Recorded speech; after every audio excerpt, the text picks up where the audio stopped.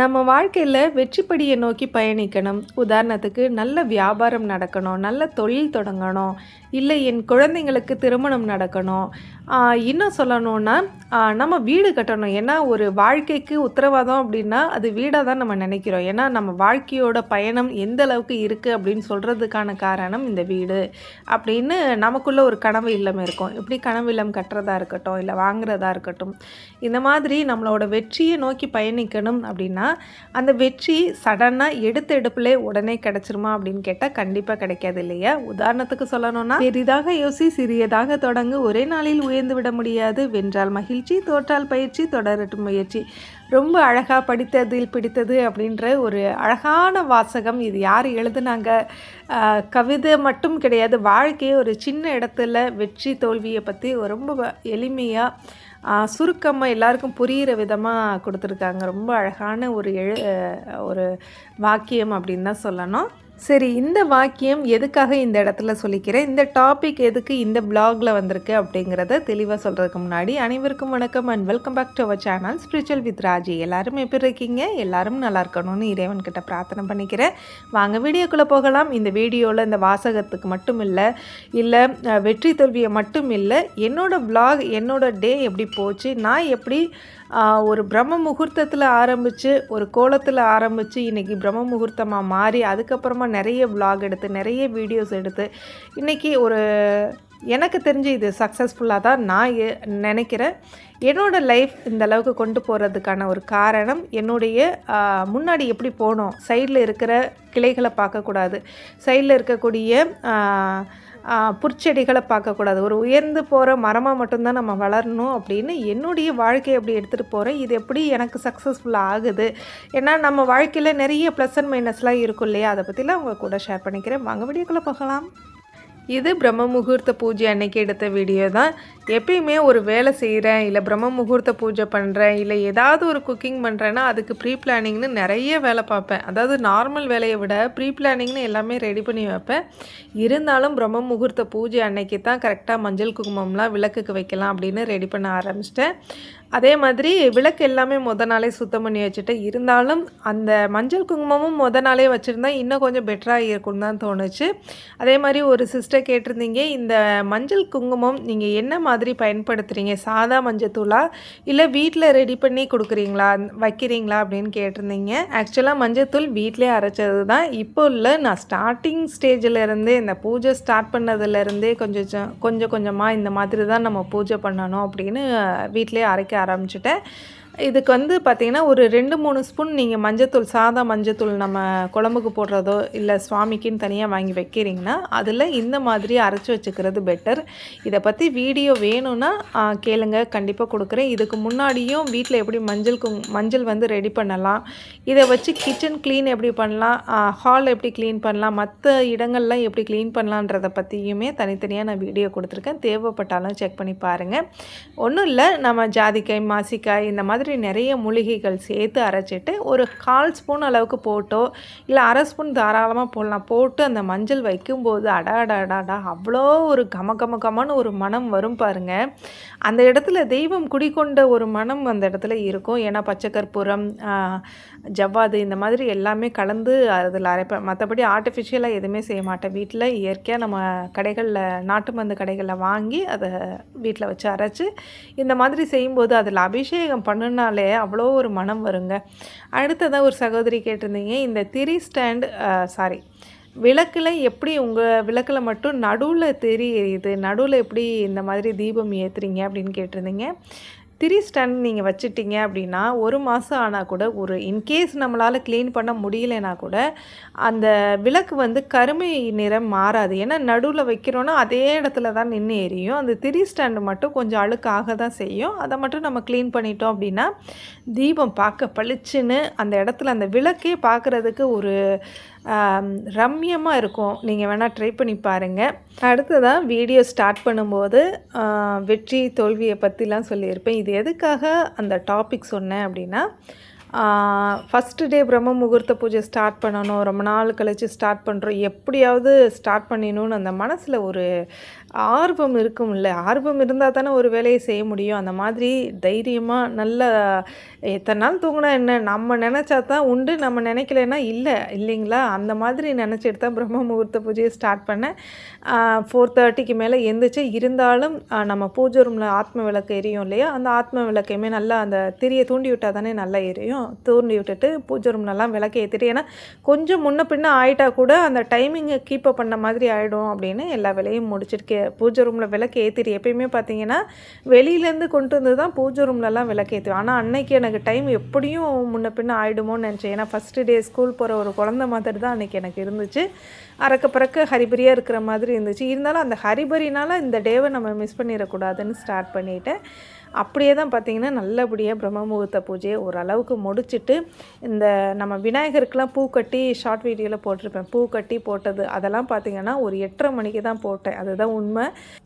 ஏன்னா, எப்போ பிரம்ம முகூர்த்த பூஜை ஸ்டார்ட் பண்ணிட்டாலுமே, பூக்கள் வைக்கும்போது பார்த்திங்கன்னா, காலையிலே நைட் ரெடி பண்ணி வச்சுட்டு, காலையில் அந்த பூக்கள்லாம் அந்த தீபம் ஏற்றும்போதே போட்டுவிட்டு, அன்றைக்கி தீபம் அதாவது தீபம்லாம் ஏற்றிருப்பேனே தவிர்த்து, தூப தீபம் கூட அன்றைக்கி என்னால் ஏற்ற முடியல. மறுபடியும் அந்த 8:30 மணிக்கு மேலே குழந்தைய போய் பாப்பாவை போய் ஸ்கூலுக்கு பஸ்ஸில் ஏற்றி விட்டுட்டு, அது கொஞ்சம் தூரம் போகணும். கொஞ்சம் தூரம் போய் ரோட் கிராஸ் பண்ணி போய் விட்டுட்டு, பைக்கில் போய் விட்டுட்டு, அதுக்கப்புறமா ஏன்னா பஸ்ஸில் அனுப்பிச்சாலும் எங்களுக்கு என்னவோ வேலை இருக்கிற மாதிரி தான் இருக்குது. சரி பரவாயில்லன்ட்டு அதெல்லாம் பண்ணிவிட்டு 2வது பூவை கட்டி, எதுக்கு அவ்வளோ பூ வாங்குகிறோம், அந்த பூவை பயன்படுத்தணுமேன்ட்டு அழகாக அந்த மணக்கும் அந்த டியூப் ரோஸ் அது என்னது சம்மங்கி அழகாக விநாயகருக்கு போட்டு, ஐயா தப்பாக எடுத்துக்காதீங்க, இது என்னோடய வேண்டுதல்ல, கொஞ்சம் உங்கள் கருணையை காட்டுங்கன்னு சொல்லிட்டு காலையில் தீபம்லாம் ஏற்றிட்டேன். அந்த டைமிங்கை நான் கீப்பப் பண்ணி முடிச்சிட்டேன். இருந்தாலும் எனக்கு ஒரு வேலை செய்கிறோம் அப்படின்னா அதை ப்ராப்பராக செய்யணும் அப்படின்னு யோசிப்பேன். அவ்வளோலாம் யோசித்து செஞ்சுட்டு மறுநாள் பார்த்திங்கன்னா, எப்படி நான் அசந்தேன்னு தெரில. ஒரு பர்ஸ்னலாக வீட்டில் ஒரு சில முடிவுகள் எடுக்க வேண்டியதாக இருந்துச்சு. சரி அதனால் நைட்டு கொஞ்சம் நேரம் முழிச்சிருக்க வேண்டியதாக இருந்துச்சு. கிட்டத்தட்ட படுக்கிறதுக்கு 12:30 ஆயிடுச்சு. இருந்தாலும் நான் அப்படி எந்திரிச்ச ஆள் தான். ஏன்னா 12 மணிக்கு படுத்துட்டா கூட காலையில் 3 மணி 3:30 மணி 2:30 மணிக்கெலாம் எந்திரிச்ச ஆள் தான்.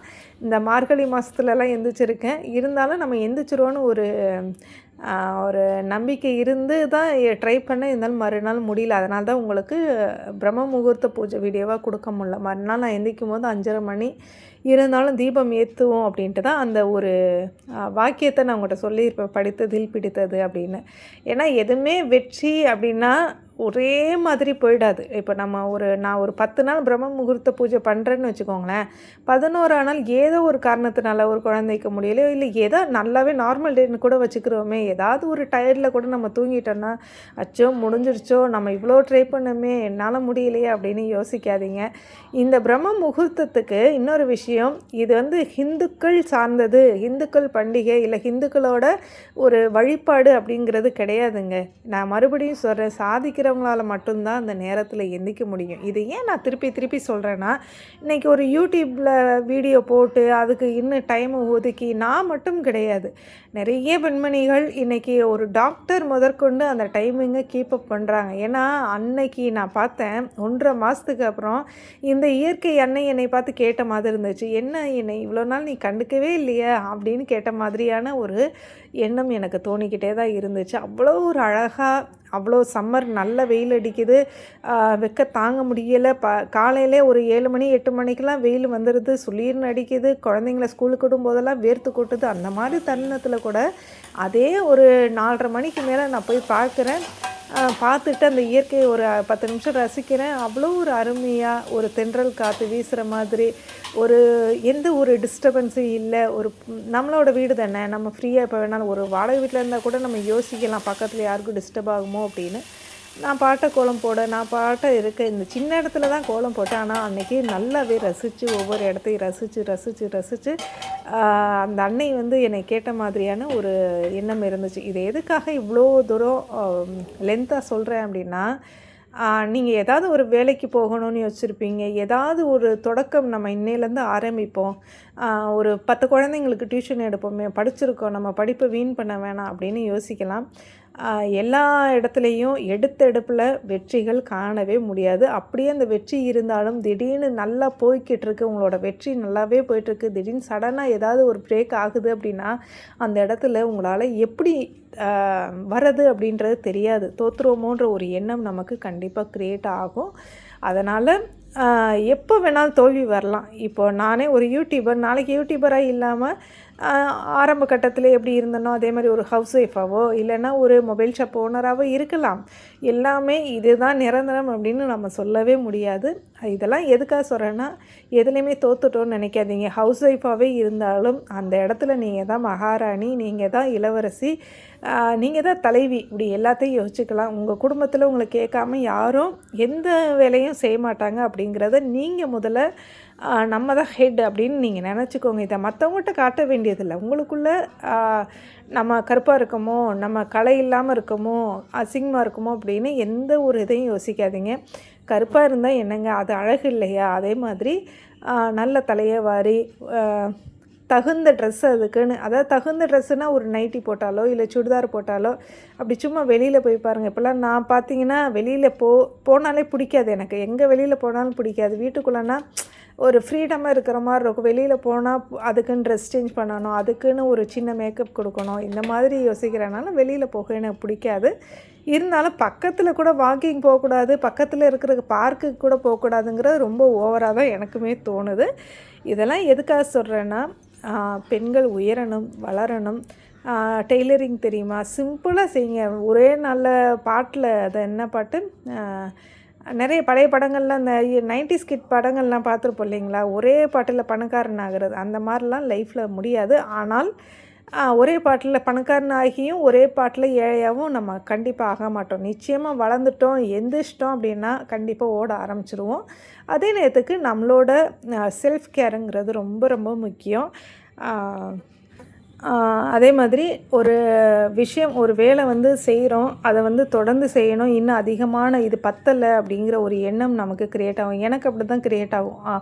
21 விளக்கு ஏற்றி நான் பூஜை பண்ணி அதை உங்களுக்கு வீடியோவாக கொடுத்தாலும் இது பத்தலை, இன்னும் கொஞ்சம் பெட்டராக பண்ணணும் அப்படின்னு தான் என்னோடய எண்ணம் தோணும். அதே மாதிரி அதிகாலை எப்படி எழுந்திருக்கலாம் அப்படின்னு கேட்குறீங்க. ரொம்ப சிம்பிள். நைட்டு படுக்கிறதுக்கு முன்னாடி நான் எந்திரிச்சிருவேன், கண்டிப்பாக என்னால் எழுந்திருக்க முடியும் அப்படின்னு நீங்கள் எப்படி தீபம் ஏற்றுனா அந்த தீபத்தை உங்கள் கண்ணுக்குள்ளே கொண்டு வாங்க. இப்போ நாளைக்கு நம்ம இந்த தீபம் ஏற்றுறோன்னு ப்ரீ பிளான் பண்ணியிருப்போம் இல்லையா? அந்த ப்ரீ பிளான் பண்ணதெல்லாம் கண்ணுக்குள்ளே தீபம் எரிஞ்சு நம்ம வீடு ரம்யமாக இருந்தால் எப்படி இருக்கும்? சுற்றி இருட்டு, நம்ம வீடு மட்டும் பளிச்சுன்னு தீபங்களால் சூழ்ந்திருந்தால் எப்படி இருக்கும்? ஒரு கார்த்திகை தீபத்தை கண்ணுக்குள்ளே கொண்டு வாங்க.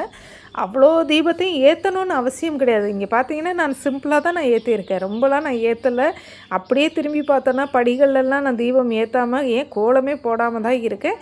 இருந்தாலும் என்னால் இன்றைக்கி இது முடிஞ்சிச்சு. நான் 100 மார்க்கு ஒரு 80 மார்க் எடுக்கணும் அப்படின்னா நான் 100 மார்க்குக்கு பிளான் பண்ணால் மட்டும்தான் 80 கிடைக்கும். இதை தான் நம்ம யோசிக்கணும். அதனால் டிப்ரெஷனும் ஆகக்கூடாது. நம்மளால் இன்றைக்கி முடியலையே அவ்வளோதான், இன்றைக்கி எனக்கு முடியலை. இது எனக்கான ஒரு பயிற்சி.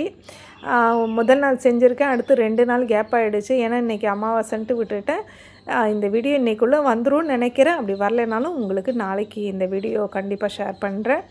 அந்த மாதிரி இன்றைக்கி என்னால் முடிந்தது, நான் ட்ரை பண்ணிவிட்டு முடியும். நிச்சயம் இன்றைக்கி முடியலையா நாளைக்கு முடியும். அப்படி தான் நம்ம யோசிக்கணும். எதுக்காகவும் எந்த விஷயத்துக்காகவும் மனசை தளர விடக்கூடாது அப்படிங்கிறதுக்காகவும் தான் இந்த வீடியோ உங்களுக்கு ஷேர் பண்ணியிருக்கேன். இந்த வீடியோ உங்களுக்கு பிடிச்சிருக்குன்னு நினைக்கிறேன். இந்த வீடியோ உங்களுக்கு பிடிச்சிருந்தா மறக்காமல் ஷேர் பண்ணுங்கள், சப்ஸ்கிரைப் பண்ணுங்கள், கமெண்ட் பண்ணுங்கள். மறக்காமல் ஹைப்ன்ற ஆப்ஷனையும் ப்ரெஸ் பண்ணுங்கள். ஷேர் பண்ண தான் நம்ம வீடியோ வளரும். ஏன்னா இந்த காலகட்டங்களில் வீடியோஸுன்னு எடுத்துக்கிட்டோன்னா ஒரு நடிகரையோ இல்லை வேறு யாரையோ, நான் நடிகரை குறை சொல்லலை, அவங்க வீட்டில் இந்த இது நடந்துச்சு, இவங்க வீட்டில் இந்த இது நடந்துச்சு, தப்பாக சில விஷயங்களை ஷேர் பண்ணிக்கிட்டு இருக்காங்க. அதை நம்ம எடுத்துக்க வேண்டாம். அது ஒரு ட்ராக்கில் போனாலும் இந்த மாதிரியான வீடியோஸும் வளரணும். என்ன மாதிரி நிறைய பெண்கள் ஒரு நம்பிக்கையில் வந்துக்கிட்டு இருக்கோம். நிச்சயமாக நீங்கள் ஷேர் பண்ணுவீங்கன்னு நம்புகிறேன். இந்த வீடியோ பிடிச்சிருந்தா மறக்காமல் மறுபடியும் சொல்கிறேன், ஷேர் பண்ணுங்கள்.